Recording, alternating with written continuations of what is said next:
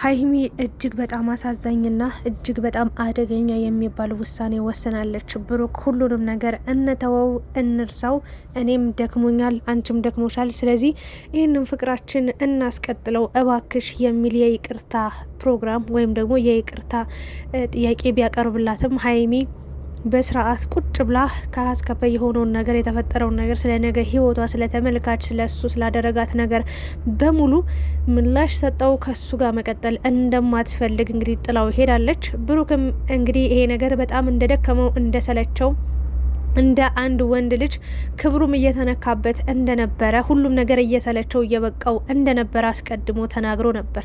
ነገር ግን ሀይሚ መቋጫውን ማብቂያውን ማለቂያውን ደምድማ ጨርሳ ተናግራ ሄዳለች። ከብሩካ ምንም አይነት ነገር መቀጠል እንደማትፈልግ ኢቭን እህትና ወንድም ብቻ ሆነው እንዲኖሩ መንገድ ላይ ሲተያዩ ሀይ ሀይ ብቻ እንዲባባሉ ብቻ እንደምትፈልግ ውሳኔዋን ለብሩክ አሳውቀዋለች። ብሩክም እጅግ በጣም ልቡ ተሰብሯል፣ እጅግ በጣም አዝኗል፣ ከፍቶታል።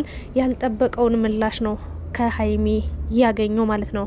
ሀይሚ እንግዲህ እንዲህ በአበባ እንዲሁም ደግሞ በወይን እንዲሁም ደግሞ በትልቅ ሰርፕራይዝ ነበር የተቀበላት። ሀይሚ ግን ይሄ ነገር እኔን አያረካኝም፣ አያስደስተኝም፣ ይሄ አበባና ወይን ልቤን ሊጠግነው አይችልም በማለት እንግዲህ ያሳዝናል። ብቻ ይህን ነገር ለማውራትም ለመናገርም ከባድ ነው። እኔ ስናገር ስለፈለፈ የከረምኩት ይህንን ነገር ነበረ። አንዳንዴ በእርግጥ ሁለቱ እንዲለያዩ የምትፈልጉ ሰዎች ያጠፋን ሰው ትደግፋላችሁ። አሁን እኔ ይቅርታ አድርጉልኝ እንጂ ብሩክ ዓለም ላይ ተደርጎ ተወርቶ ተነግሮ የማያልቅ ጥፋት እያጠፋ ያኔ ብሩክ ጀግና ጀግና ምናምን እያላችሁ ስታደናንቁ ስታበረታቱት ነበረ። ግን ሀይሚ ደግሞ በዛ ሰዓት ዋጋ ስትከፍልለት ነበር። እኔ ደግሞ ብሩክ በዚህ መንገድ እያጠፋ ነው፣ ተው የምትወዳትን ሴት ልታጣ ጫፍ እየደረስክ ነው ብዬ በምናገርበት ወቅት እኔም ስሰደብና ስዘለፍ ቆይቻለሁ። ለማንኛውም ግን የሀይሚና የብሩክ ህይወት እንዲህ መሆኑ ያሳዝናል። በዚህ መንገድ ማለፋቸውም ያሳዝናል። እዩ ከዚህ በኋላ የራሷን ህይወት ደስተኛ ሆና ትኖራለች። ባይዘወይ በጣም ደስተኛ ሆናና እኔ እንደዚህ አይነት ክፉ ሰዎችን እማልደግፈው እማላበረታታው እዩን እኔ ቅንጣት ታክል አላሳዘነችኝም። ቅንጣት ታክል የእውነቴን ነው። ሀይሚንና ብሩክን በእርግጥ ሀይሚ ደክሞኛል ነው ያለችው። በእዩ ጉዳይ አይደለም የተወቹ ይሄን ነገር በእዩ ጉዳይ አይደለም ሁሉ ነገር ያበቃላት። በቃ ከአንድም ሁለት ሶስት የታገሰችው ከአንድም ሁለት ሶስት 10 ጊዜ ይቅርታ አረገችለት። ከአንድም ሁለት ሶስት ጥፋቱን እንዲያምን እንዲያስተካክል ሞከረች። ሲያቀጣት ሲደክማት የሴትነትንም ነገር አለ። የነገ ህይወቷ ያሳስባታል፣ ያስጨንቃታል። እዚህ ውሳኔ ላይ ደርሳለች። ሶ እዩ ግን የራሷን ህይወት የራሷን ላይፍ ታያላችሁ። ከአንድ ወንድ ጋር ከሆነ ሰው ጋር ሳምበዲ ጋር የሆነ ነገር ትጀምራለች። ህይወቷ ደስታ በደስታ ነው የሚሆነው።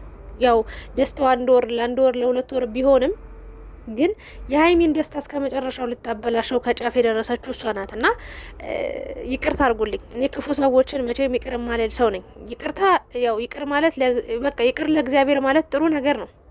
ግን እኔ አልችልም ደግሞ እንደዚህ አይነት የይቅርታ ልብ አለኝ ብዬ አላምንም። ሀይሚ ግን ከሚባለው በላይ የብዙ ሰዎችን የይቅርታ ልብ የያዘች በቃ ንጹህ ልብ ያላት ሴት ነች። እና አሁን ሀይሚና ብሩክ እዚህ ደረጃ ላይ ለመድረሱ ወይም ደግሞ ሀይሚና ብሩክ ብሩክ ሀይሚ ላይ እንዲያዝን ሀይሚ ብሩክ ላይ እንድታዝን የተደረሱበት ወይ ደግሞ እስከ መለያየት እንዴ ገና ምኑንም ሳትጀምሩት ለመለያየት ማውራታችሁ ስለመለያየት መነጋገራችሁ ራሱ በዚህ ሰዓት እጅግ በጣም አስከፊና አሳዛኝ ነገር ነው። ታዲያ ጥፋተኛው ማን ነው ብላችሁ ታስባላችሁ? ሀይሚ ወይንስ ብሩክ?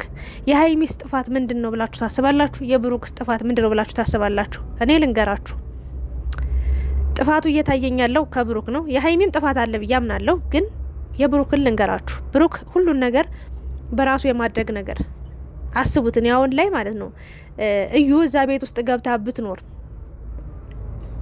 ቀጣይ ያለው እቅዱ ምን እንደነበረ ማወቅ ፈለኩኝ። እንደው ለማወቅ በጣም ጓጉቼ ነበር። ግን ለዛ ለሱም ምላሽም የሚሆነው ነገር የለም። ግን ከዛ ችግር ለማምለጥ ብሎ ነው ሌላ ችግር ይዞ የመጣው። አንድ ለሀይሚ ምንም ነገር ሲያደርግ አይነግራትም። ብናገራትም ይህንን ውሳኔ ልትቀበል አትችልም ነበር አለ። ቢያንስ እንኳን ሴት ልጅ ብልሃተኛ ነች አይደል? ሴት ልጅ ብልጥ ነች። ሴት ልጅ ብልሃት አላት። በቃ ይህንንም ያንንም ቤቱንም ቀጥ አድርጋ የምታስተዳደር ወንድ ልጅ አሁን እስኪ ገንዘብ አምጥቶ ይወረውራል። ያን ገንዘብ ግን በደንብ አድርጎ ቤተሰብ እንዴት አድርጋ አስተዳድርበት ብትሉት አይችልም ወንድ ልጅ። ሴት ልጅ ግን ሁሉን ነገር አብቃቅታ አስተካክላ የማኖር አቅም አላት። ሀገርንም የምትገነባ ጀግና ብልሃተኛ ሴት ነች ብዬ አምናለሁ። ሶ ቢያንስ እንኳን እዩን ቤት አስገባትና አታስገባት ብላ ልትከራከረው ልትጣላው ትችል ነበር። ግን በዛው እሺ ምን አይነት ሀሳብ አለች ታዲያ? ከዚህ የምናመልጥበት ነገር፣ ከእዩ የምንፋታበት፣ እዩን የምንርቅበት ነገር፣ እዩን ከህይወታችን የምናስወጣበት ሌላ ሀሳብ ካለች ንገሪኝ ቢላት ሀይሚ በብዙ መንገድ አግዘው ረድተው ይሄ ነገር ሁሉ ነገር ይቋጭ ነበር። ሀይሚ በእዩ ጉዳይ በተፈጠረው ነገር በእዩ ጉዳይ ስለዋሻት አይደለም ሁሉ ነገር እንዲያበቃ እንዲያልቅ ያደረገው። ከዚህ በፊትም ታውቃላችሁ በጣም ብዙ ሺ ጊዜ ብዙ ጥፋቶችን እያየችበት ይቅርታ ሲላት ይቅርታ ስታደርግለት አንዳንዴ የምትወዷቸውን ሰዎች ማለት ነው። የምሬን ነው። እኔ እንደውም የሆነ ቱርካዊ ነውና አጋጣሚ ቲክታክ ላይ ታችሁ ሊሆን ይችላል ዜና በጣም ቱርክ ውስጥ መነጋገር የነበረ ዜና ነበርና አንድ ሴት በጣም የምትወደው ፍቅረኛው ነበረች። እሱ ብዙም አይወዳትም የሷን ያህል እሱ 50% ቢሆን እሷ 100% ነበር የምትወደውና ካፌ ትሄዳለች። ስትሄድ ከጓደኞቹ ጋር ተሰብስቦ ሻይ ቡና እያሉ ፈታ እያሉ ነበር። እች ልጅ ያልሆነ ልብስ ለብሳ ስትሄድ አያትና ብድግ ብሎ ተናዶ በጥፊ ይመታታል ማለት ነው። ከዛ ከጓደኞቹ ፊት እንዴት ታዋርጅኛለሽ ይሄንን አለባበስ ለበሽ ብሎ ማለት ነው። ከዛ ልጅቷ እየሮጠች ሄዳ ብን ብላ ትጠፋለች ማለት ነው። ተጠፋና ስልኩን ብሎክ ታረግበታለች ምናምን፣ አታወራውም፣ በሌላ ስልክም ቢደውልላት ምናምን። መጨረሻ ላይ ትምህርት ቤት ሄዳ ስትመለስ ከኋላዋ ጠርቶ አሲድ ይደፋባታል ማለት ነው። ከዛ ይደፋባትና እዛው ታሰረ ተያዘ ምናምን።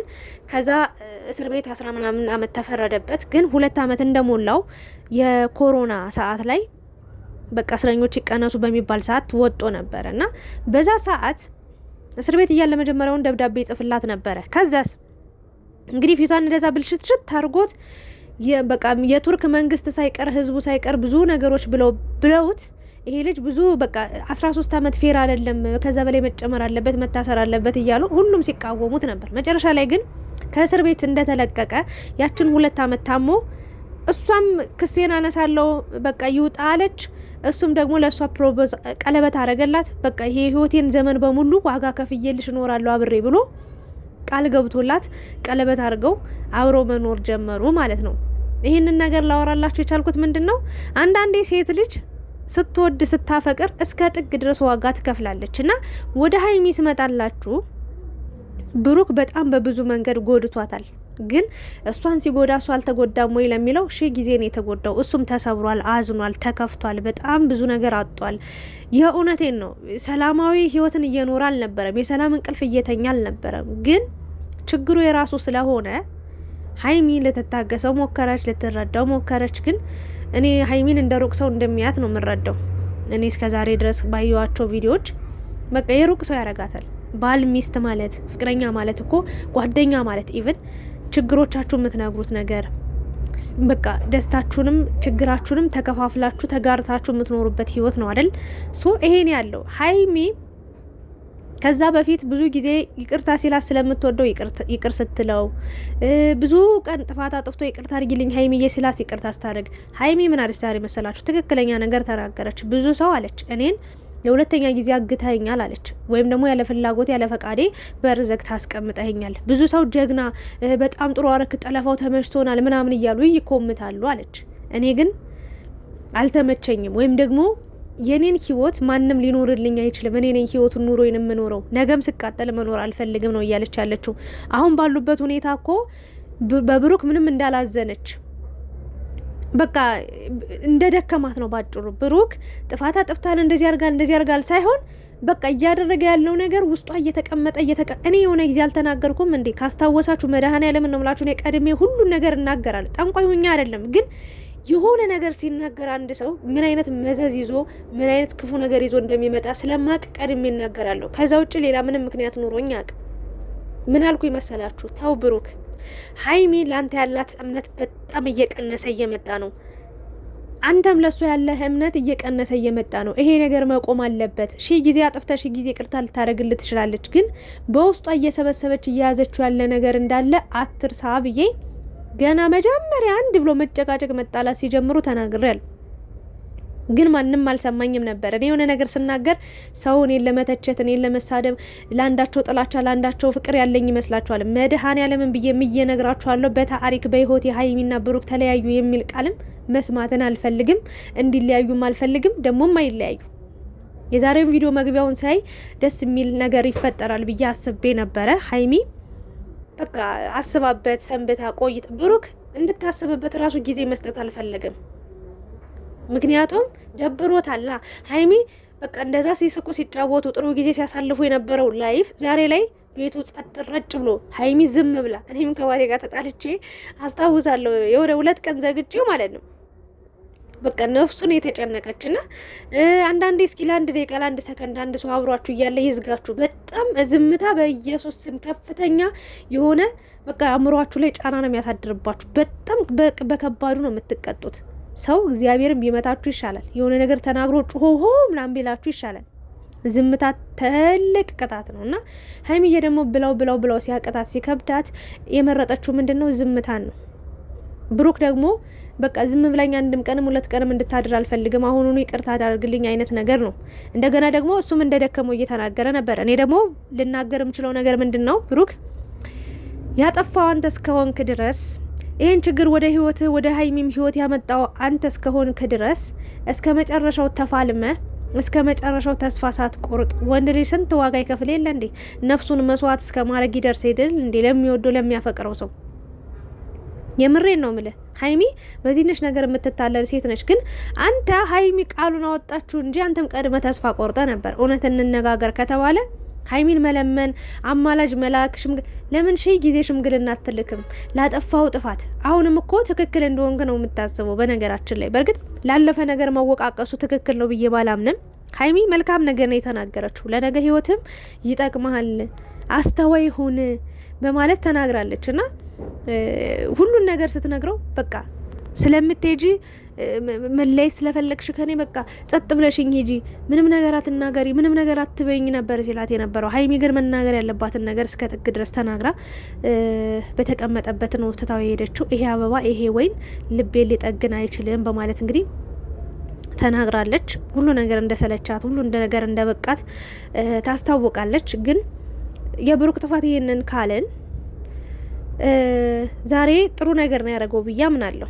የሰውን ልጅ በፍቅር ማሸነፍ እንጂ ያለ ፍላጎት ያለ ፈቃድ። እኔ አልነገርኳችሁም? የሆነ ጊዜ ላይ አግተሃት አምጥታታል። አሁን ደግሞ ድጋሚ ያለ ፈቃዷ ያለ ፍላጎቷ ልብሷን እንኳን ሳትይዝ አምጥታታል። ለጊዜው መፍትሄው ይሄ ነው ብለህ ብታስብም ግን ደግሞ እያስከፋት ሁሌ እንደዚህ በግድ እያመጣ የምታስቀምጣት ከሆነ ይሄ በጣም አደጋ ነው። እባክህ አታስለቅሳት፣ ከዚህ በላይ እንደዚህ አይነት ነገር አታደርግ ብዬ መልእክት ተናግሬ ነበር። ሀይሚ አስገድዶ በማምጣቱ ራሱ በጣም ከምነግራችሁ በላይ ልቧ የሆነ እንዴት ልበላችሁ ብሩክ ላይ በጣም ከፍተኛ የሆነ የሚያስጠላ ነገር ነበር ሲሰማት የነበረው እና ከዛ አንጻር ነው። ግን እኔ ሀይሚን የምረዳበት መንገድ ልንገራችሁ። ብሩክ ዛሬ ያደረገውን ነገር በመጀመሪያ ሳላደንቅ አላልፍም። ለይቅርታ እንደዚህ ማድረግ ተገቢ ነው፣ ትክክል ነው። ባትቀበልህም ብታሳዝነኝም ያደረከው ነገር መልካም ነገር ነው ብዬ ሳላደንቅ ሳልናገርህ አላልፍም። እንደዚህ ሰውን በፍቅር ማሸነፍ፣ ጥፋትን ማመን ለህይወታችሁ ትልቅ አስተዋጽኦ አለው ብዬ ነው ማስበው። ስጦታ እንደ መሳጣጣት በቃ ህይወታችሁን እንዲቀጥል በደንብ ፍቅር እንዲጨምር እንደሚያደርገው ሁሉ ይቅርታም ስትሉ ብታጠፉም ባታጠፉም አንድን ሰው ይቅርታ ስትሉ ለምትወዱት ሰው ዝቅ ስትሉ ጣፋጭ የፍቅር ጊዜ ታሳልፋላችሁ ብዬ አስባለሁ። ግን እሷ ምልህኛ እሱ ምልህኛ ከሆኑ ምንም አይነት ህይወት የሚባል ነገር የግል እንጂ የጋራ ህይወት እንደማይኖራቸው ግልጽ ነው። ይሄንን ነው ልል የምችለው። ለማንኛውም ብሩክ አይዞ ማለት ፈልጋለሁ። ወደ ሀይሚ ስመለስላችሁ ሀይሚ ብዙ ነገር ታግሳ ነው እዚህ ቁራጥ ውሳኔ ላይ የደረሰችው። ምንድን ነው ያለችው መሰላችሁ? የራሴ ጥፋት ነው አለች።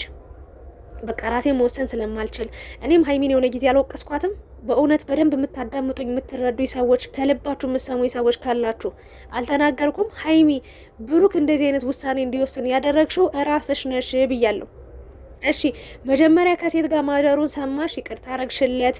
በመቀጠል ልጅ ማስረገዙን ሰማሽ፣ ይቅርታ አረግሽለት። ድጋሚ ደግሞ ልጄን እቀበላለሁ ብሎ ሲመጣ ይቅርታ አረግሽለት፣ ተቀበልሽው። ከዛ ድጋሚ ደግሞ ለእዩ ቤት ገዝቶ ቤት ተከራይቶ ሲያስቀምጣት እሺ አልሽው። ስለዚህ ብሩክ ታዲያ ሁሉ ነገር እሺ የምትይ ከሆነ ምን ችግር አለው እዩ እስከናንተ ጋር ብትኖር ብዬ ሀሳብ ሰጥቼ ነበረ። ግን ተቆጣዋት። ለምንድነው ሀይሚ የራስሽ ውሳኔ የማይኖርሽ? ለምንድነው ብሩክ ባለሽ መንገድ ብቻ የምትሄጂው? እንደዛ ከሆነ እኮ ስህተቱንም አያውቀውም፣ ስህተቱንም እያረመ ሳይሆን የሚሄደው ይሄ ነገር ጥሩ ነው ብሎ እያሰበ የሚፈራው በቃ አንቺን ሲፈራ ነው አይደል እንዴ? ወይ ደግሞ አንቺን ያስከፋል ብሎ አንቺ የሆነ ነገር ስትናገሪው ነው ደንግጦ ያንን መጥፎ ነገር ሊያደርግ የማይችለው አይደል? ግን አንቺ ሁሉን እሺ ብለሽ አሜን ብለሽ የምትቀበይ ከሆነ እድሜ ልክሽን ስታለቅሽ ነው የምትኖሪው። የኔ የምትይው ነገር አይኖርም። ነገ ዛሬ ላይ እንዲያስለምደሽው አስለምደሽው አልኩኝ። ነገ በትዳር አብራችሁ ስትኖሩ የኔ ውሳኔ እንደዚህ መሆን አለበት ብትይው አይሰማሽም። አሁኑኑ ነው ማስተካከል ያለብሽ ብዬ ስናገር አልነበር? ተናግሬያለሁ። ሀይሚም ይህንን ያለችው ዛሬ የራሴ ጥፋት ነው በራሴ መወሰን ስላልቻልኩ ነው አለች። ግን ጥፋቷ ነው ብዬ ያመንኩት አንድ ይሄ ነው። ሁለት ደግሞ እዚህ ውሳኔ ላይ ከመድረሷ በፊት በቃ ይሄን ብላ ቀይ መስመር አስምራለት በቃ በዚህ መንገድ ብታልፍ በዚህ ብላ ውሳኔ ብታስተላለፍበት ብሩክም ያንን ስህተት ላለመድገም ይሞክራል ብዬ ነው የማስበውና ሀይሚ ብዙ ቁስሎች፣ ብዙ ጠባሳዎች፣ ብዙ ችግሮችን ችላ እስከዛሬ ብትቆይም ግን ደግሞ ባንዴ ነው የወሰነችው። ብሩክ የሚያጣት አልመሰለውም ነበረ።